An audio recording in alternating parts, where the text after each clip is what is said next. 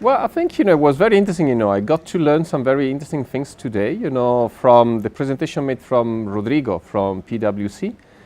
Well, it came up very clearly that one of the sectors which is more open to Industry 4.0 is agriculture. I was expecting more on manufacturing, assembling, or even services.